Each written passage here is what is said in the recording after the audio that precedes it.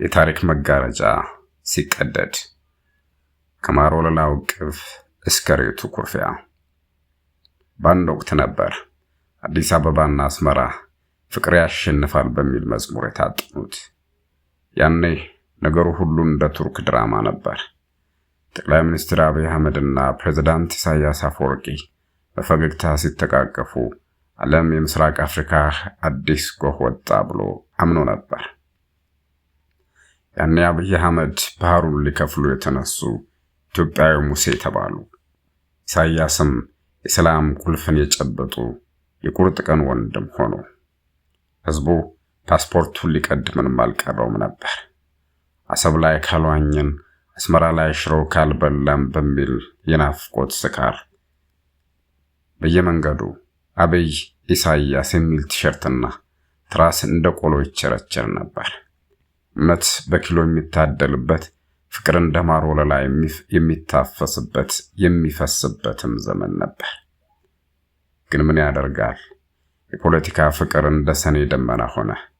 የሁሉ ቅፍና ድግስ እምነትን ቀርጥፎ የመብላት ድግስ ይመስል ዛሬ ላይ ጀንበሩ ጠልቋል። ትናንት በመኪና አብረው ሲዞሩ ያየናቸው መሪዎች ዛሬ በቃላት ጦር ሲወራወሩ ስናይ እምነት እኮ ርካሽ ሆናለች ያስብላል። የወርቅ ኒሻን የታሰረበት አንገት ዛሬ ለምን ዞረ ተባባለ? ያ የሰላም ቁልፍ ለምን ዝገት በላ?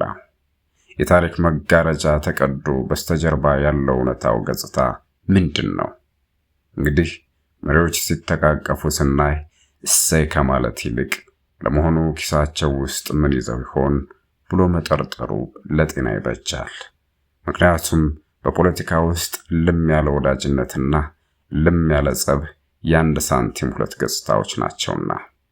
ዛሬ የዚህን ድንቅ ድራማ አጀማመርና አሰቃቂ ፍጻሜ ከማር ወለላው ፖለቲካ እስከ ልም ያለ ጸብ ድረስ ያለውን ጉድ እየሳቅን እየቋጭን እየተቆጭን በጥልቅ እንመረምረዋለን። ከመጀመሪያው ቃል ሲጀመር በምስራቅ አፍሪካ ሰማይ ስር አዲስ የፍቅር ኮከብ ወጣ ተባለ። ያኔ ፍቅር ያሸንፋል የሚለው መዝሙር እንደ አዋጅ በየአደባባዩ ሲነገር አዲስ አበባና አስመራ ልክ እንደተጣሉና በድንገት እንደታረቁ ፍቅረኛሞች ሆኑ። ኢትዮጵያዊ ሙሴ ተብለው የተነሱት ዶክተር አብይ አህመድ የድንበሩን የባሩድ ሽታ በሎሚ መዓዛ ሊቀይሩት ሲነሱ፣ የኤርትራው አንበሳ ኢሳያስ አፈወርቂ ደግሞ ይህ ልጅ የታሪክ ቁልፍ ይዟል በሚል እይታ መሳሳም ጀመሩ። ያኔ ነገሩ ሁሉ እንደ ቱርክ ድራማ ነበር። ጠቅላይ ሚኒስትሩና ፕሬዝዳንቱ ሲተቃቀፉ ኧረ ተው ይበቃቸዋል፣ አይን ይገባባቸዋል የሚል ሽማግሌ በአካባቢው አልነበረም። ይልቁንም ህዝቡ ሁለቱ ሀገራት ሊዋሃዱ ነው ብሎ ፓስፖርቱን ሊቀድ ምንም አልቀረውም ነበር። መሪዎቹ አስመራ ጎዳና ላይ በመኪና ሲንሸራሸሩ አብይ ፈገግታቸውን ሲረጩ፣ ኢሳያስ ደግሞ እንደ ትልቅ ወንድም መሪነቱን ሲረከቡ እኛማ የሰላም አምባሳደር ሽልማት እንኳን አነሳቸው ብለን ነበር። በየመንገዱ አብይ ኢሳያስ የሚል ቲሸርትና ትራስ እንደ ቆሎ ይቸረቸር ነበር። ህዝቡም ያንን ትራስ ተንተርሶ አሁንማ አሰብ ላይ ካልዋኘን አናርፍም ብሎ ቁንጣውን አዘጋጀ። ኤርትራውያንም አዲስ አበባ መተን ሽሮ ካልበላም ብለው ሻንጣቸውን ይዘው ድንበር ላይ ሰልፍ ያዙ። ነገሩ ሁሉ እምነት በኪሎ የሚታደልበት ወቅት ነበር።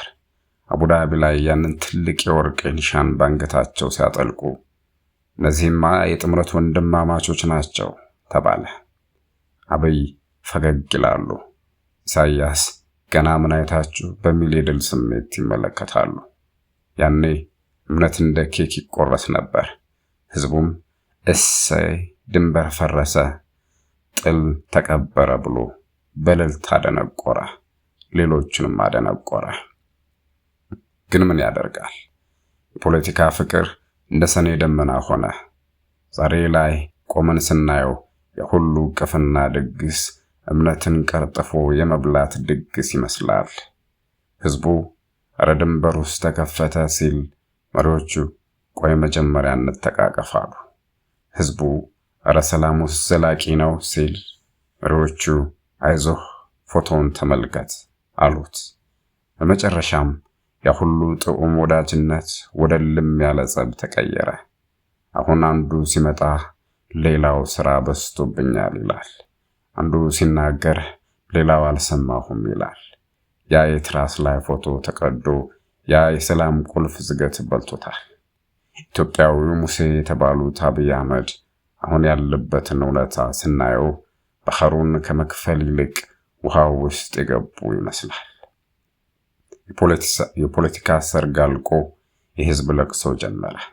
ትናንት በመኪና አብረው ሲዞሩ ያየናቸው መሪዎች ዛሬ በቃላት ጦር ሲወራወሩ ስናይ እምነት እኮ ርካሽ ሆናለች ያስብላል። መሪዎች ሲተቃቀፉ ስናይ እሰይ ከማለት ይልቅ ለመሆኑ ኪሳቸው ውስጥ ምን ይዘው ይሆን ብሎ መጠርጠሩ ለጤና ይበጃል። ምክንያቱም በፖለቲካ ውስጥ ልም ያለ ወዳጅነትና ልም ያለ ጸብ የአንድ ሳንቲም ሁለት ገጽታዎች ናቸውና። ይህ ፖለቲካ የፖለቲካ ድግስ ሆኖ አልቆየም። እየቆየ ሲሄድ ግን ያ በወርቅ ኒሻን የታሸገው ጫጉላ ሽርሽር ወደ ቁም ስቅል ቲያትርነት ተቀየረ። በአንድ ወቅት የሰላም ርግቦች የበረሩበት የአስመራና የአዲስ አበባ ሰማይ ዛሬ ጥርጣሬ ጉም አፍኗቸዋል። ያኔ አብይ አህመድ ባህርና መሬት አንዱ የሌላው ነው ብለው ሲሰብኩ ህዝቡ አሜን ብሎ የተቀበለው የልቡን በር ከፍቶ ነበር። ግን ደግሞ የፖለቲካ ፍቅር እንደማር ወለላ ቢጀምርም መጨረሻው ግን የንብ መንጋ ሆኖ መናደፉ አይቀርም። ህዝቡ አሰብ ላይ እግሩን ሊነክር በህልም ዓለም ሲንሳፈፍ፣ መሪዎቹ ግን በቤተ መንግስት ውስጥ ማን ማንን ይበልጠዋል የሚል የድብቅ ካርታ ይጫወቱ ነበር። ያ በአቡዳቢ አደባባይ የተሳሳሙት መሳሳም ዛሬ በቃላት ጦርነትና በዲፕሎማሲያዊ ኩርፊያ ተተክቷል። አንዱ የባህር በር ካልሞትሁ ሲል ሌላኛው ደግሞ ያጥርህ ቁመት ካልጨመረ እያለ በቁም ጸብ ይላተማል። ትናንትና በየጎዳናው አብይ ኢሳያስ እያለ ሲዘምር የነበረው ወጣት ዛሬ የገባነው ቃል የት ገባ ብሎ መጠየቅ ጀምሯል። መሪዎቹ ፍቅር ያሸንፋል ብለው በሰበኩት መድረክ ላይ ዛሬ ኩርፊያ ያሸንፋል የሚል አዲስ ድራማ እየተከናወነ ነው። ያኔ አብይ አህመድ ሙሴ ተብለው የተነሱት ህዝቡን ወደ ተስፋይቱ ምድር ለማሻገር ቢሆንም አሁን ግን የደረሱበት ምድረ በዳ ሆኖ አርፎታል። ኢሳያስም ቢሆኑ ትላንት በአዲስ አበባ አደባባይ የቤተ መንግስቱ ቁልፍ ተሰጥቶኛል ብለው ሲፎክሩ የነበሩት ዛሬ ግን የቤታቸውን በር ቆልፈው ማንም ድንበሬን እንዳይነካ እያሉ ይዝታሉ። የፖለቲካ ሰርግ አብቅቶ እንግዶቹም ተበታትነው ዛሬ ቀረው የሰበሩት ሳህንና የፈሰሰው መጠጥ ብቻ ነው። እምነት እንደ ርካሽ ጨርቅ ተቀዶ በያጥሩ ላይ ተሰቅሏል። ህዝቡ ግን አሁንም በህዋህነት ትናንትና ያየነውን ፍቅር ወዴት ሄደ ብሎ መጠየቅ ጀምሯል። ነገር ግን በፖለቲካ ውስጥ ፍቅር የሚኖረው ጥቅም እስካለ ድረስ ብቻ መሆኑን የዘነጋው ይመስላል። ይህ ሁሉ ሽኩቻና የቃላት መወሮር የሚያሳየን በቤተ መንግስት ውስጥ የሚጠነሰሰው ሴራና በህዝብ ጆሮ የሚነገረው ወሬ ሰማይና ምድር መሆናቸውን ነው። አብይ አህመድ ዛሬም ቢሆን የባህር በር የግድ ነው እያሉ በሚናገሩበት ወቅት ኢሳያስ ግን ዝምታዬን እንደ ፍርሃት አትቁጠረው በሚል አይነት እይታ ከአስመራ ሆነው በትዝብት ይመለከታሉ። ያ የቆየ የቤተሰብ ድራማ ዛሬ ወደ ፍቻ አቅራቢያ ክስ ተቀይሯል። የጥንቱ ወዳጅነት አሁን እንደ ትዝታ ብቻ ቀርቷል። እንደውም አንዳንዴ ያ ሁሉ ነገር በእውኑ ተከስቶ ነበር ወይስ በህልማችን ነው የሚያስብል ደረጃ ላይ ደርሷል። በአንድ መኪና ውስጥ ተቃቅፈው ሲዞሩ ያየናቸው መሪዎች ዛሬ በተለያዩ ሀገራትና በተለያዩ የፖለቲካ ጎራዎች ተሰልፈው አንዱ ሌላውን በጎንዮሽ እያየ ይገላመጣል።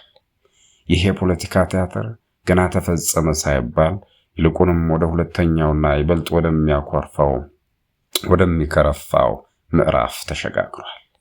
ያኔ የፍቅር ጀንበር ስትወጣ በደስታ የሰከረ ህዝብ ዛሬ ጀንበሯ ስትጠልቅ የሚመጣውን ቅዝቃዜ መቋቋም አቅቶታል። በአዲስ አበባ ጎዳናዎች ላይ ኢሳይያስ አብይ ተብሎ የተጻፈባቸው መኪናዎች ዛሬ ቀለም ቀይረዋል። ያኔ በፍቅር የተገነባው የልብ ድልድይ ዛሬ በጥርጣሬ ፈርሷል። ሙሴ የተባሉት አብይ አህመድ ባህሩን ሊከፍሉ ሲሄዱ ከባህሩ በፊት የኤርትራውን አንበሳ ፊት ቀድሞ ተዘጋባቸው። አሁን ነገሩ ሁሉ የአይጥና የድመት ጨዋታ ሆኗል። አንዱ ወንድሜ ሲል ሌላኛው ጓደኛ ይል ነበር። ዛሬ ግን ያ ሰውዬና ያኛው ወገን ወደሚል ቀዝቃዛ መጠሪያ ተሸጋግረዋል። ዛሬ ላይ ሆነን ስናየው ያ ሁሉ ቅፍና መሳሳም ልክ እንደ ጥንታዊው ግጥም ውስጡ ምስጢር ውጭው ሽሙጥ ነበር። አብይ አህመድ በፈገግታቸው ዓለምን ሲያታልሉ፣ ኢሳይያስ ደግሞ በዝምታቸው የታሪክ ሂሳብ ያወራረዱ ነበር።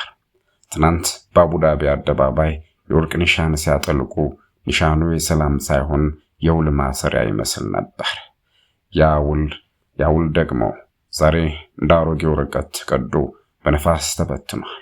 ህዝቡ አሰብ ላይ አገሩን ለመርጨት ቁምጣውን አዘጋጅቶ ሳለ መሪዎቹ ግን በድንበር ላይ ተጨማሪ ታንክና የከባድ መሳሪያ አጥር ማጠር ጀመሩ። የሰላም ርግቧ ዛሬ የጦር አውሮፕላን ሆና በአየር ላይ ትንዣበባለች።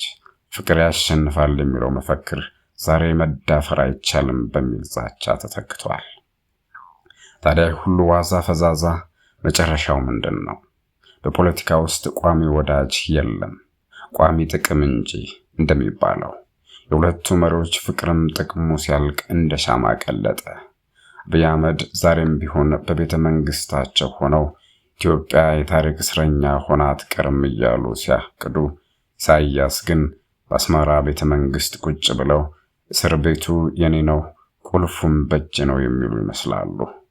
ትናንት እንካይ ቤተ መንግስቱን ቁልፍ የተባሉት ሽማግሌ ዛሬ የቤቱን በር ከውስጥ ዘግተው አንኳኳ አትበሉኝ እያሉ ነው።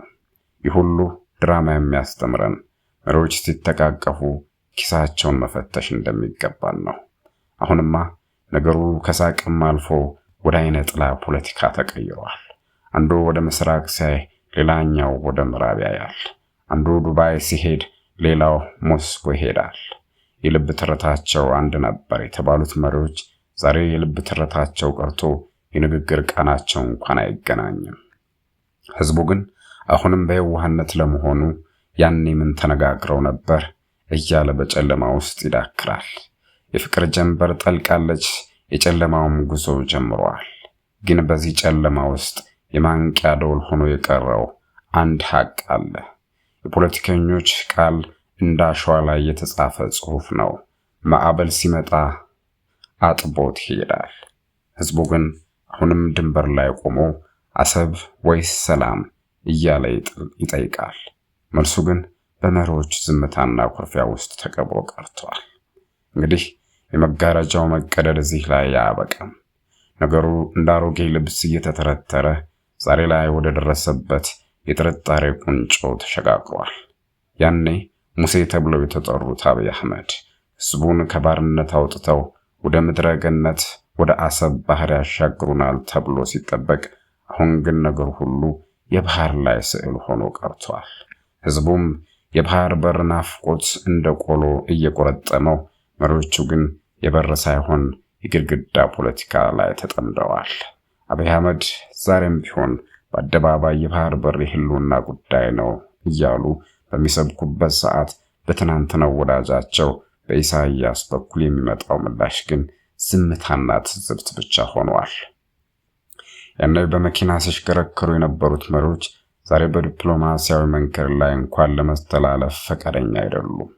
በአንድ ወቅት ኢሳይያስ አፈወርቂ አዲስ አበባ መጥተው መሪው አብይ ነው እኛ ተከታይ ነን ብለው ሲያወድሱ የኢትዮጵያ ህዝብማ ወንድማማችነት ማለት እንዲህ ነው ብሎ ሆዱን ለፍቅር አስገዝቶ ነበር። ዛሬ ግን ያ መሪነት ወደ መናቆር፣ ያ ተከታይነት ደግሞ ወደ መቃወም ተቀይሯል። የፖለቲካው ሰርግ አብቅቶ ሙሽሮቹ ተፋተው ዛሬ የቀረው የሰበሩት ሳህንና በሜዳው ላይ የፈሰሰው መጠጥ ብቻ ነው። እምነት እንደ ርካሽ ጨርቅ ተቀዶ በያጥሩ ላይ ተሰቅሏል። ህዝቡ ግን አሁንም በየዋህነት ትናንትና ያየነው ፍቅር ወዴት ሄደ ብሎ ይጠይቃል።